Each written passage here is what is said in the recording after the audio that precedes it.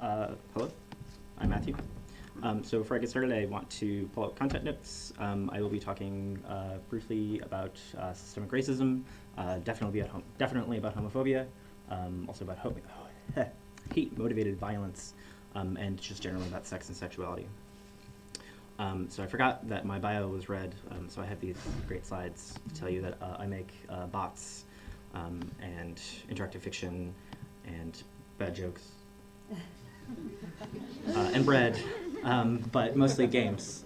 And so I'm proposing two things today.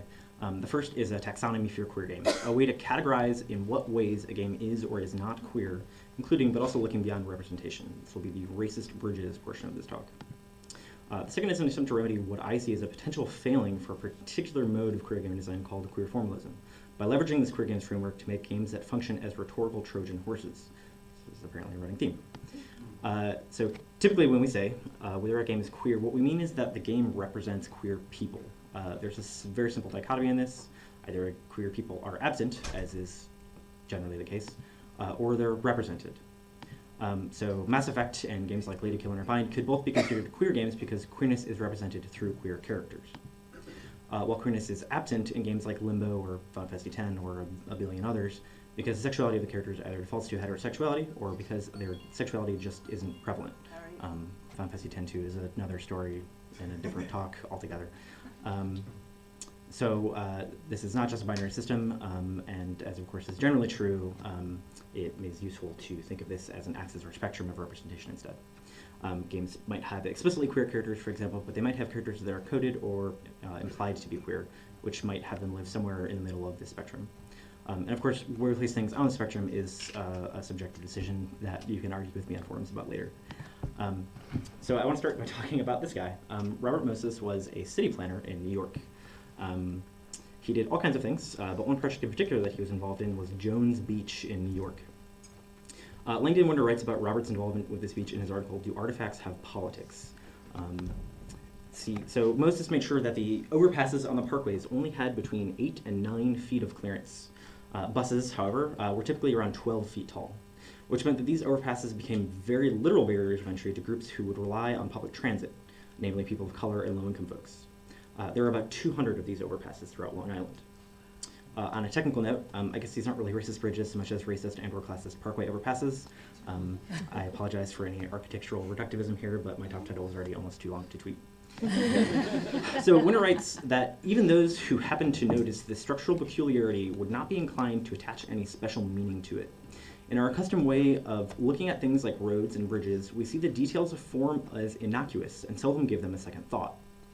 Technology is often framed as a neutral thing, but sometimes something I can't stress enough is that things made by people will always be descended from the ideologies those people hold. Things made by humans have human ideologies baked into the structural elements that they are composed of.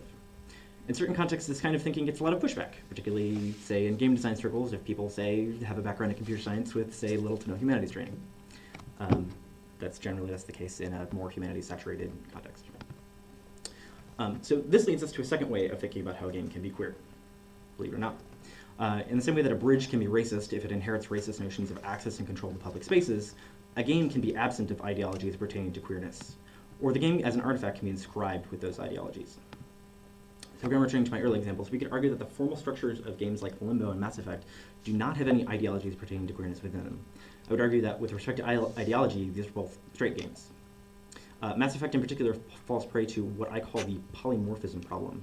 In this case, assuming that queer romance is identical to normative notions of heterosexual romance.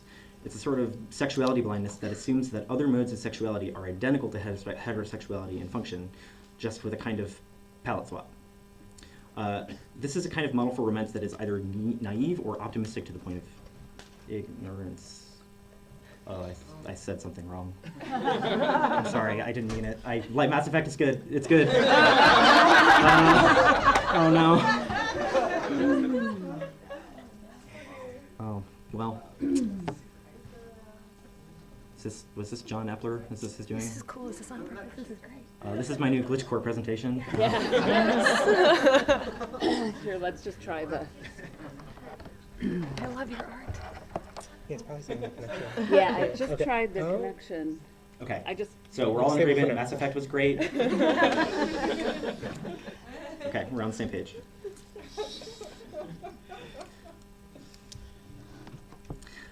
So for my purposes, did I have any more of that slide before I got interrupted? No, okay.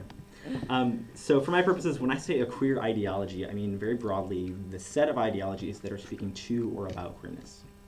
A Russian Valentine by Empty Fortress, on the bottom left here, is a game that tells the story of two Olympic athletes who were convicted of, quote-unquote, propagating homosexual propaganda in 20-something teen. You control two men and can hold X to have them kiss. During doing this, however, instigates the various police officers throughout the level to move towards you with their batons swinging. In this, the game encodes notions of cultural shame and capital O otherness into the formal systems of gameplay. Limb by Marikopis, in the bottom right, is a quote-unquote game about the precarious lives of multivocal bodies, in a tweet I found from 2012, Media Archaeology. In it, you control a color cycling square moving through spaces filled with statically colored squares. The player has the option of holding down a button to quote-unquote blend, keeping their colors from cycling and instead sticking to a muted orange or navy. If the player fails to do this, they are viciously attacked by the other squares. Again, the notion of othering is encoded directly into the rules and procedures of the game, but also a notion of passing that is specific to trans folks. So if we combine this axis of representation and the axis of inscription, we get a tetrachotomy. Of queer games. Queerness can be absent, both representationally and ideologically. It can be represented, but not inscribed. It can be inscribed, but not represented. Or it can be fully present as it is both inscribed and represented. And as before, we can fruitfully think of this as a continuous field rather than a discrete one. So we can stick a handful of games on the map here. Generally, queer games will tend toward the top or top right of this graph, and occasionally dip down into the bottom right of present. But everything towards the bottom half here is what I consider to be queer formalist games, games that are trying to communicate queerness on a formal level through the systems and rules of the game, what I consider to be the formal elements of games. So I think this lower left section in particular is underexplored in game design. I think Limb is probably the most notable example that gets close to being a game that is inscribed, but not necessarily present. And here's where I think there is both potential and potential failure for queer games. And that's this. Games in this area have the potential to act as Trojan horses. They are games which communicate to their players some aspect of queerness, but this is not something that's immediately obvious from looking at them. They are, in a certain sense, queer games that are passing as straight. And I think that's really interesting. It makes them capable of talking to audiences who might otherwise be dismissive of queer games. In the example of Limb, the players who are willing to play an abstract game where you control a block are not the same as the players who are willing to play a game about trans narratives. But here's also the problem. Queer formalist games are Trojan horses where the lock on the door is on the outside.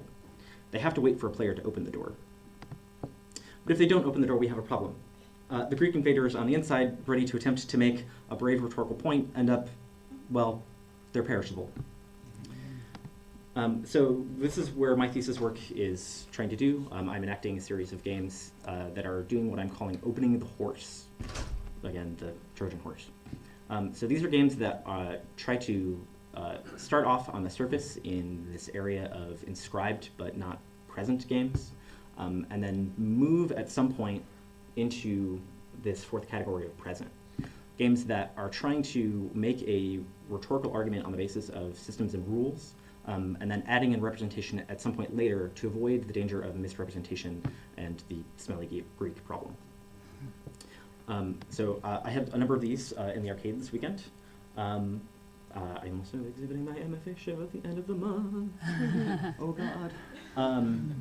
So three of the games that I've worked on so far are Squad Force Heroes, Noons, and On the Internet Nobody. So Squad Force Heroes is, on the surface, it's a game about Power Rangers. Everybody loves the Power Rangers, right? Yes, of course, absolutely. Just like Mass Effect. But the core notion of Squad Force Heroes is talking about a notion of identity. So in Squad Force Heroes, as in most games, you have a sort of class. And this class determines what you do and how you perform in the world. But this notion of identity is fluid. It's a thing that can change. And so the argument that I'm trying to make through this, the nugget of queer ideology, is a small one. It's that sexuality is fluid and is a thing that can change over time. So how I do that is I argue that, well, whether you are a fighter or a healer or something like that is a thing that is fluid and can change over time.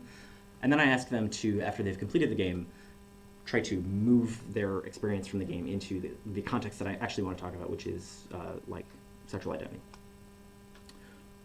So On the Internet Nobody is another game in this mode. It is a game about wizards on the internet. That's so cool.